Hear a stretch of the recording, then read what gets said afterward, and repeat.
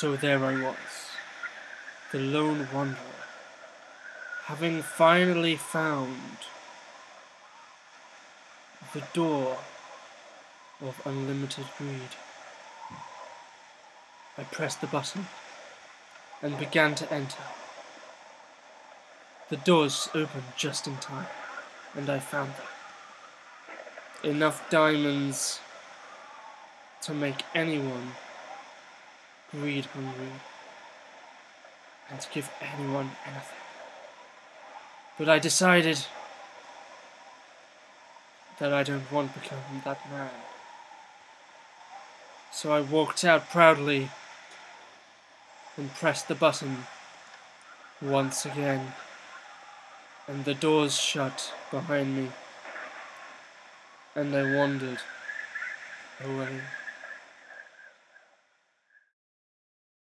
Hey guys, it's Sancarn again here, bringing you another video, and guess what guys? So, you know how I had that turtle door video I just released very recently? Well, I decided just to rebuild the whole thing, and I came up with a very nice little sort of fix for the errors that I was having. And it was actually the thing that made it happen was actually something that I was thinking of doing for a very long time, and something I said I'd do in the video, but I actually didn't in the end do it. But I will provide the code in the description of this video for this this door, all the turtles and everything basically, so you can put this into your own worlds without hassle of having to try and copy up scripts and stuff like that. So, as you saw in the little introduction there, it works and it opens pretty much just in time for you to actually walk through. And also it closes, which is the fantastic thing. It doesn't give or provide the error anymore. It just carries on opening and closing until it's done.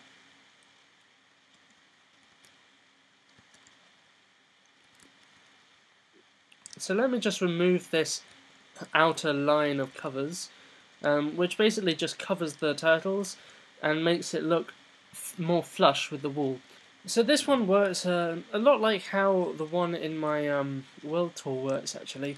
It's basically this turtle here looks to see if there's a block in front of him, and if there isn't a block in front of him, then he knows the door is closed, and then he'll go through the closing algorithm.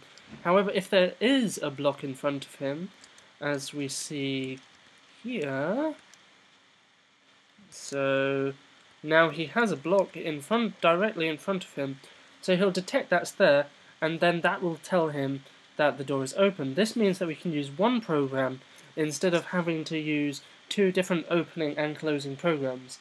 So the turtle always knows the actual state it's in. You can also do this with redstone wire, maybe a bit of redstone coming out the back, but it's actually slightly harder to do that, so I just did it this way, and as you can see it works pretty well.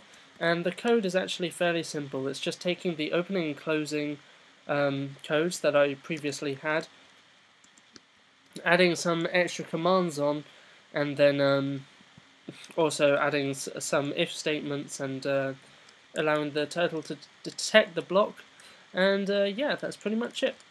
And also the code for this is much more simple. So let me just go into here. It's just one program that it runs, and firstly we define the side in which the redstone signal is coming from. So in this case it's from the top, because we might actually have wanted this maybe in the wall here or something, and so we could put the PC on the back here, and then we could say the side is the back. Or we could have the computer on top of the button, or whatever, you know, anything really.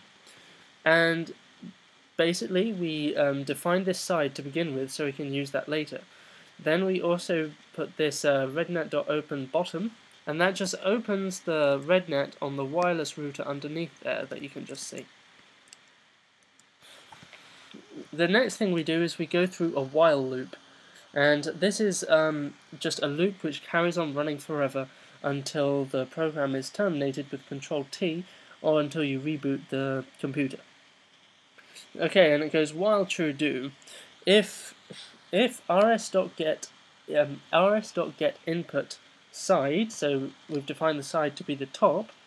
So if the computer gets a signal from the top, then it'll broadcast over RedNet 3x3 underscore COC underscored D1. Now this little code here is just a lot of the time mainly for me.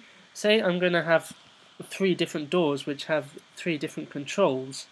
I want to get to all 4 turtles, and that can easily be done with a broadcast.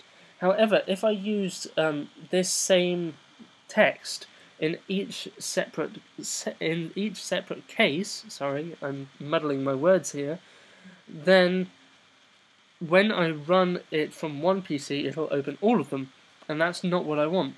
So this here actually stands for 3x3 door, and then command is open close, and then this is the door part. So I'll put, for my first door I'll have D1, for my second door I'll put D2, and then D3, D4, etc. So basically I'll modify that for each individual door I want to do. And otherwise it just sleeps for this 0.1 second. Then it ends the if statement, then ends the while statement.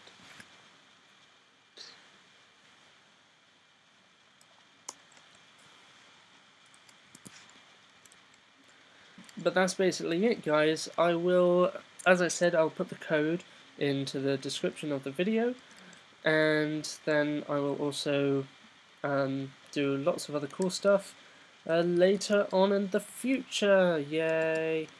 So really this was just a re-go over the Turtle Doors video and just saying basically where I did wrong, and this is the new Turtle Doors video sort of thing, though I won't replace it in the file. I just thought that, you know, I sort of owed this to you guys because you've been waiting for it for so long and I kind of messed it up.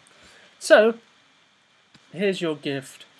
Okay guys, that's all that I have to say, so I guess I'll see you guys in the next video. See y'all!